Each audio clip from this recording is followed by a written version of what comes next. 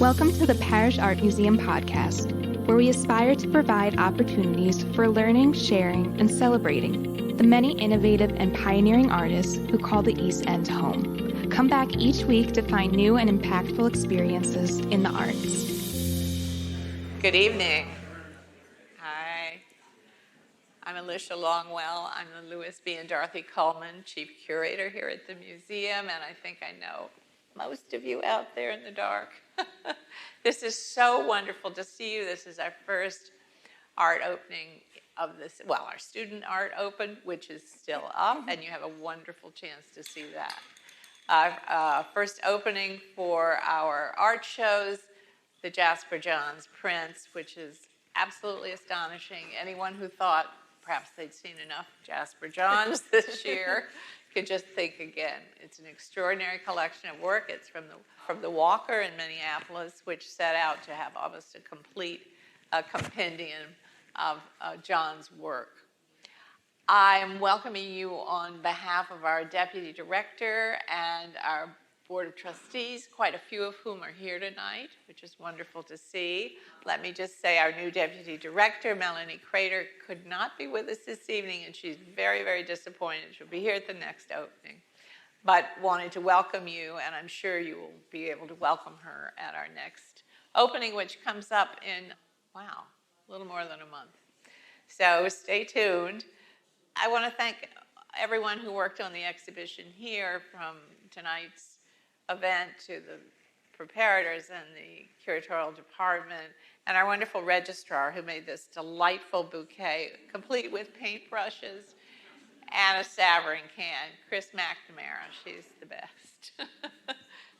I thought it would be wonderful this evening. I can't think of a better person to be here with us than Larissa Goldston, and I'll just tell you why right now.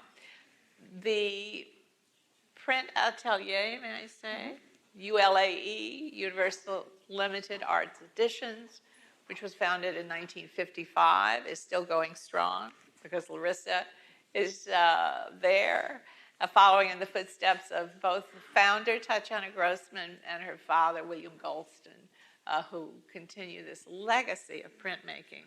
Over half the prints in the show, I believe, were made at ULAE. Jasper Johns' relationship with that printmaking workshop are long and deep, and to this day, his 60 years of art making. Larissa, as you might have detected, is the daughter of William Goldston, so literally grew up at ULAE. She went on to George Washington University and majored in art history, for which we're very glad you like the arts. Yes, exactly. Right? The only one in the family. Yes, right.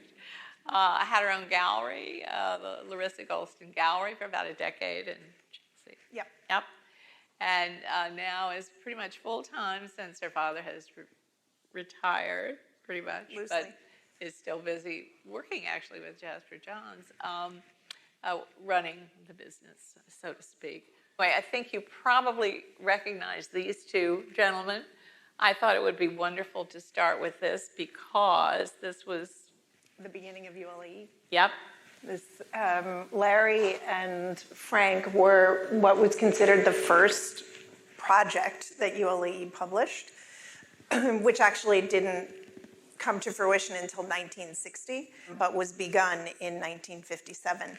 And I'll tell you very quickly, I can't tell you the entire arc of the history because it would take up our entire time, but it's significant to understand that the home that you saw that was up here before, where Tanya and Maurice were standing outside of that, is based out of West Islip. And they had come out to Long Island, where many of their friends were living, to find a summer residence.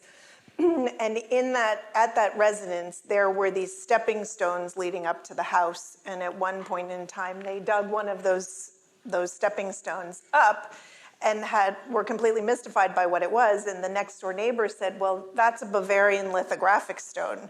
Wow. She said, well, what do you do with it? He said, well, I happen to have a lithographic press. and you draw on it, and then you print images from it, which was not a foreign concept to her because her father had been a typographer. So using those stones actually was what Larry and Frank began drawing on.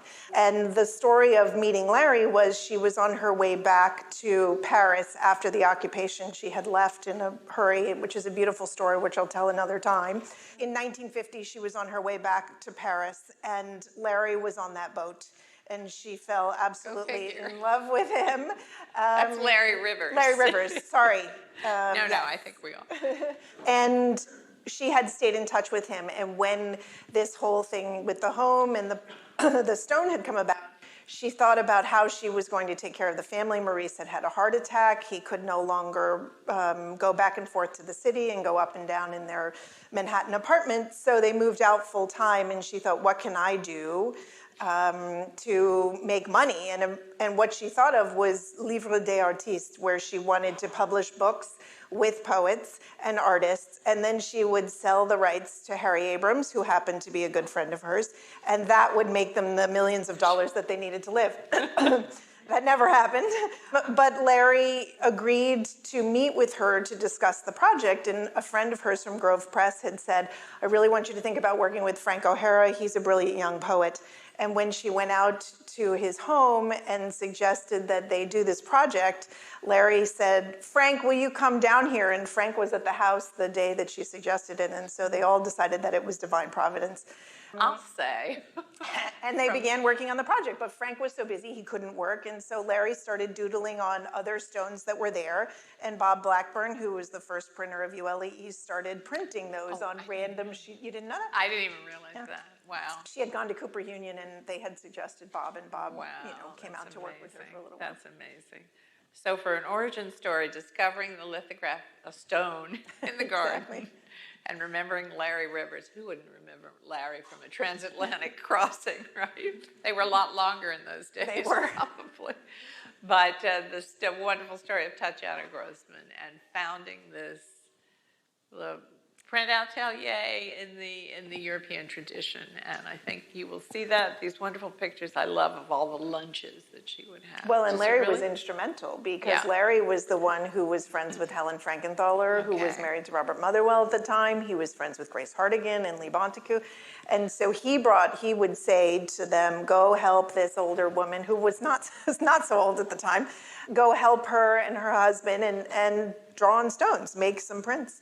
And that's how it started. And then, in 1960, Tanya had by then become very entrenched in the art world, and she was close with Leo Castelli. And she saw Jasper's first show at Leo's gallery, and she became consumed with figuring out how to get Jasper to the studio. And so she wrote letter after letter after letter until he finally said, I've got to get this woman to stop writing letters to me, and answered and said, I will come when I'm back in New York.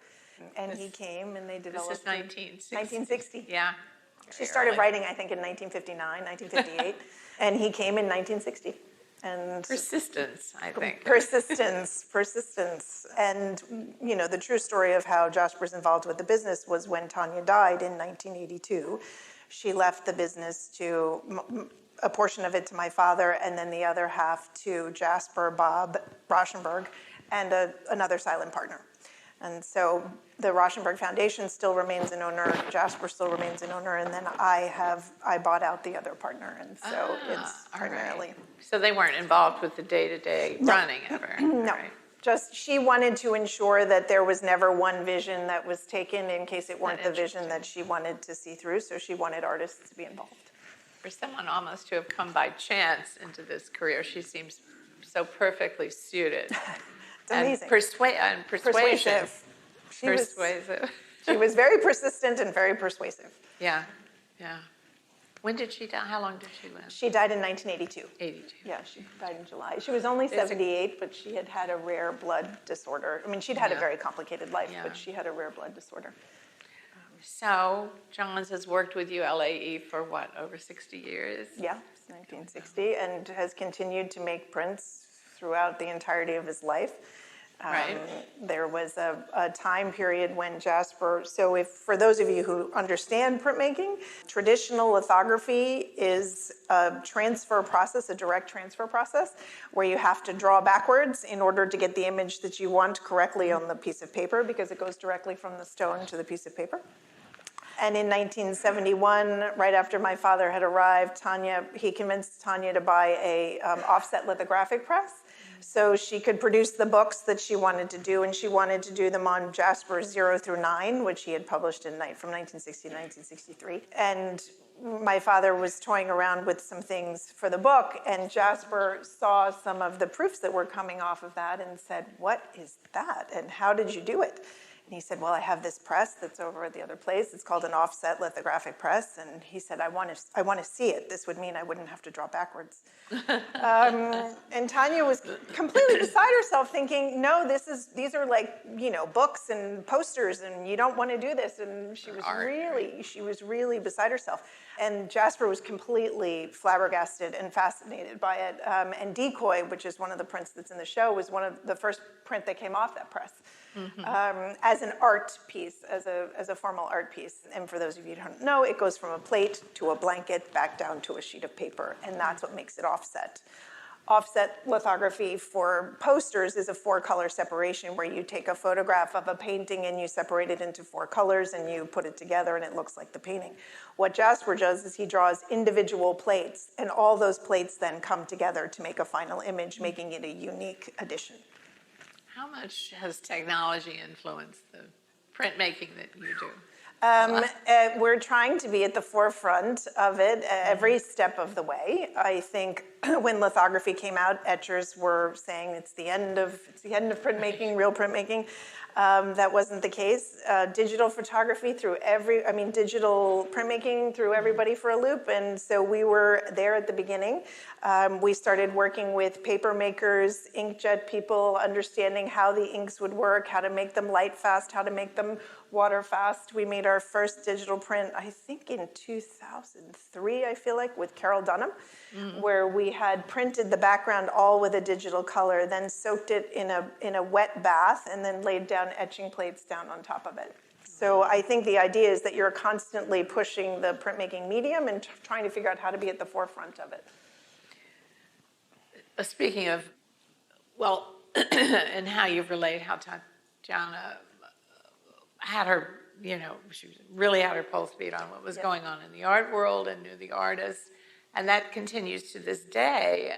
I'm sure they don't call you, you call them. Well, lots of them do call us, but we prefer they don't.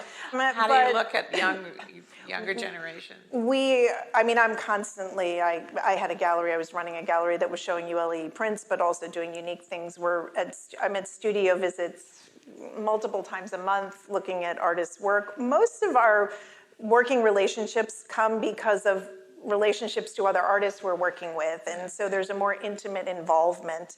Sometimes, with Kiki Smith, it was that Bill, that's Bob. Nice legs, huh? He was so handsome when he was young. Yeah. That's in the front yard at Skidmore Place. Still looks like that with the sculpture there and everything.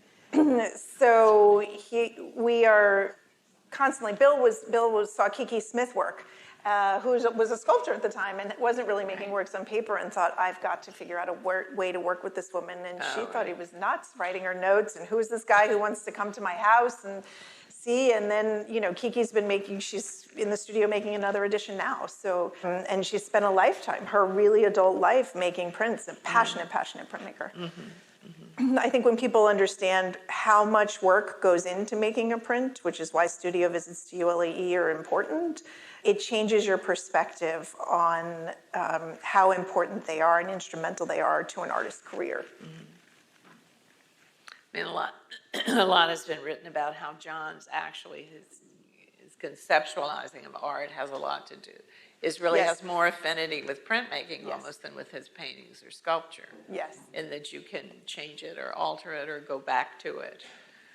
I think, Jasper is the prime example of why curators can't dismiss the value of prints, because one of the most significant artists working in America today has dedicated his life for 62 years to a medium, and he's completely dedicated to it. It's not part of his work, it is his work. And I think that's a very important concept for people to really understand. It takes a lot of work to make a print, much more work than it does to make a drawing or a painting, because of the discipline, the time, the separation, the layering. It's a whole mindset and a way to think. Right, right. And I guess he might have gotten a little tired of the commute. He made a studio on his own up in Connecticut, right? Right. So in the late 90s, when Jasper bought his estate up in Sharon, Connecticut, we established a printmaking studio directly in his home in Connecticut so that he wouldn't have to drive back and forth to ULE. And we sent one of our printers up there, John Lund, who printed with him for years. And they established Low Road Studio, which were the smaller editions that Jasper made individually. And then the larger scale projects, we would still bring the plates back to ULE and print them at ULE. Amazing. Just amazing. And still going strong. I mean, still making prints. Yeah. I mean, as I was explaining to Alicia earlier, we're right now in the process of doing archiving and cancellation proofs for a lifetime, 62 years worth of prints, where we're taking all of the plates and canceling them now so that they can be considered as finished, because Jasper's one of those artists that would make plates, work on those plates, started plates in 1970 and then brought them out again in 1991 and made editions from them, and then brought them out again in 1998 and changed them and made editions from them. So until you actually put that X through it and cancel it, for Jasper, they were fair game for using in any following edition. Never to be repeated as the same edition, always to be changed, but always to be used. So that's literally crossing on the plate, etching it in yes. and making a print to Yes, prove it. to say it's done, so that no one can argue with you. So there must be an incredible archives at ULAE. Yes, yes.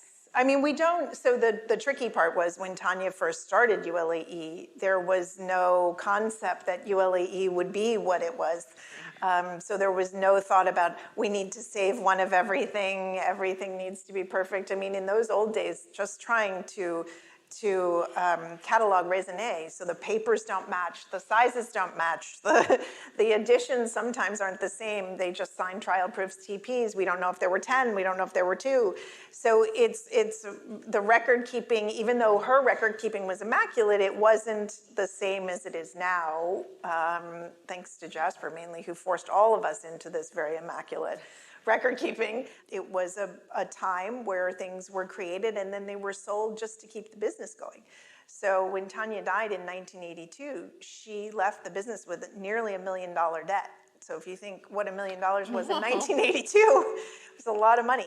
So Tanya's entire estate had to be sold, and many of those were the last images of those things that we had in the ULAE collection. So we lost, the 0 through 9, or we lost Jack of Spades by Larry, or things that were significant, but they went to homes of lovers and families of people who had collected from ULAE. I mean, ULAE's been lucky enough that we've been around long enough that there really is a collecting history. There are people who have supported ULAE from the beginning who built amazing and phenomenal collections.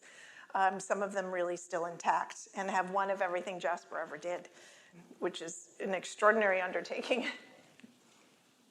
That's Kiki in the studio. Yeah.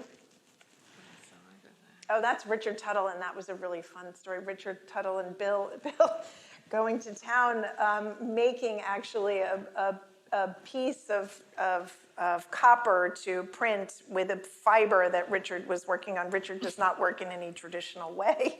And this was them firing it up to lay it down, to mash on it with that, I don't know what the tool is called, forgive me for not knowing, before they went in to ink it and print it on the sheet of paper. This is an offset press. So that blue thing is the rubber blanket, which picks up the image. This is where the paper would lay, and this is where the plate would lay. And so that would run over and pick up the image off the plate and lay it right down onto the piece of paper. That's huge. Yeah, it's big. Looks bigger in the picture, but it is pretty big. Now, how many printers actually work with you at a time, or? That's the original Stonewall at Skidmore Place. We have right now currently, I have 2 young kids working for me who are training, and then I have 3 older, very veteran printers working in the studio. And anywhere from 5 to 2 at any given time, I think. But we've stayed consistently probably around 5. We've got a lot of work going. This was pulling a Jasper image called Regrets, which there was a MoMA show that was based on these images. And this is an etching. So most of his last group of work has been etchings, only primarily because his studio up in Connecticut was set up for etching. Regrets I love. Johns made a stamp that said Jasper Johns Regrets. So, and he would just put it on invitations and send them back. He said he hated not to respond. That's Christopher Wool working in the studio. Christopher Wool, yeah. That's recent. This is working on a recent. We just published 3 new portfolios with with Christopher. So the studio now, we have 2 Martin Puryear projects going, a large Carol Dunham portfolio happening, Wyatt Kahn, who's a young artist, and Sam Moyer, who are young. Oh, Carmen Herrera. Oh, look. Yes, that was a big loss for all of us. She started at ULE at the sprite young age of 101. And it was truly my honor to work with her during those 5.5 years we really worked together. And she and Tanya knew many of the same people, and it was really a memory experience for me to be with her because she possessed the same kind of tenacity, and she was a Spitfire just like Tanya was, and so there was a lot of memory wrapped up in it, so I do miss her terribly. This is Skidmore Place as it is today in West Islip, and we still run the stone lithography studio out of those glass doors that you can see. And then this side of the house usually houses an intern we take from Oklahoma State University every semester, just because my father went to Oklahoma State University and decided he wanted to pluck kids out of the Midwest and stick them in New York and see what happens. I love this. Yeah, that's my favorite. Yeah, this is absolutely a Hans Nama photograph. Yeah. As Johns is famous for saying, take an object, do something to it, do something else to it. It's true. It was a direct line from the 20th century from Duchamp to Johns. And 2 of them said it all. Yes, they did. And he's done it over and over and over again. Larissa, would you take some questions if Sure. anyone has? Sure. Technical or otherwise? We'll repeat this. What is the difference between? Yeah. What is the difference between an intaglio and a lithograph? Okay, so an intaglio is made on a copper plate generally. An intaglio is a blanket description for any form of etching a plate. So it could be dry point, it could be soft ground, it could be spit bite, it could be aquatine, it could describe any of the techniques that happen when you're making a, quote, etching, which is just another terminology for intaglio. Lithograph is made on a ball grain plate or a lithographic stone. So it's just a different medium, it's a different way to draw, and then a different way to print. There are 2 different forms of printmaking. I actually interned for Robert Blackburn in New York City. I was just curious, and also it was very disruptive in terms of keeping the editions, and my job was to try to figure out these flat files that were just full of like Romero Beardens and everything but weren't in any kind of logical order. But I'm just wondering why in the 1960s and the 70s, why printmaking seemed to have this moment, because there was ULAE, there was Cameron, and Gemini. It just seemed like all these artists were making prints. But I feel like that energy was lost at some point in time. I don't know. It's called social media. It's called the connection to too many things at once. I mean, really it is. It is the connection of the computer, the internet, the necessity to be somewhere, be in communication with someone all the time, that artists are now in such demand from so many different ways that the idea of taking time out to go spend days, weeks, months working on a single project is really complicated for them to work out. And what we find is we really need to infect them with the bug of printmaking before they really realize it. And we're working with some of those young artists, making them understand what that passion is. But we were going through, looking through all these photos, just like the party photos. They were a concentration of the most significant people in the art world. Curators, gallery owners, collectors, everyone you could imagine were at the ULE parties. Getting that many people to one place for a party in Bayshore, Long Island, would be really complicated now, even for a party. And they had Larry Rivers and the E Street Band would play jazz. It was fabulous. But it's just it's a sad state of affairs, but it's just the way things are now. Everyone's too connected and too in demand for their time. And so those who understand, the older generation, the Tip Dunhams and Terry Winters, and unfortunately we've lost many of that generation as well, but the Kikis, they're still focused because they remember that time period of really working. I think it went through the 90s. It was very successful through the 90s, and then into the 2000s it got more and more complicated to get people committed to the time that it takes to make a print. I don't know if that answers your question, but So on average, what would it be? How much time? Yeah.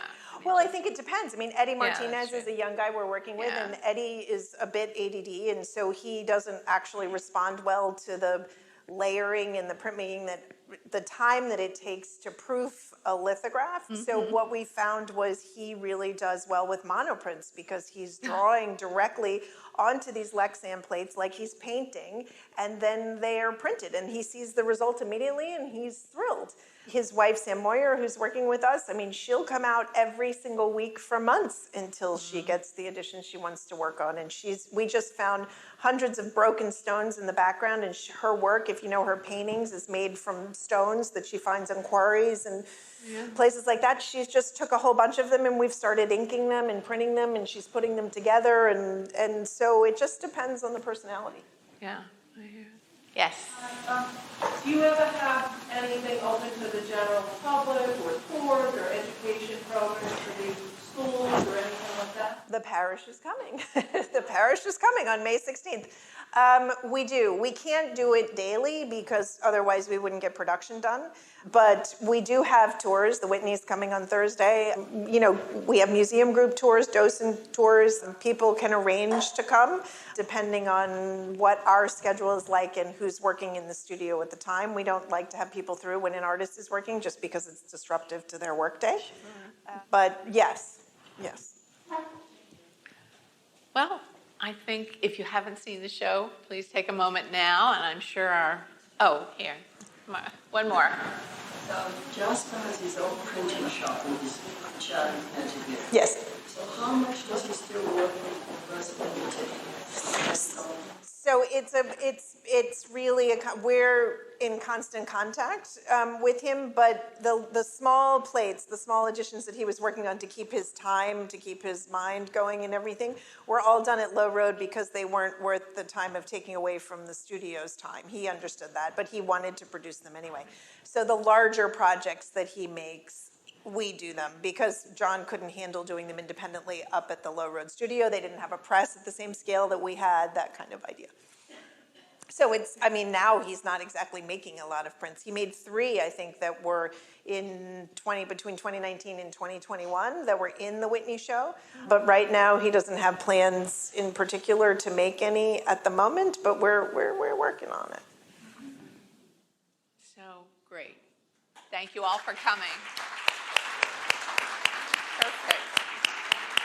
Perfect.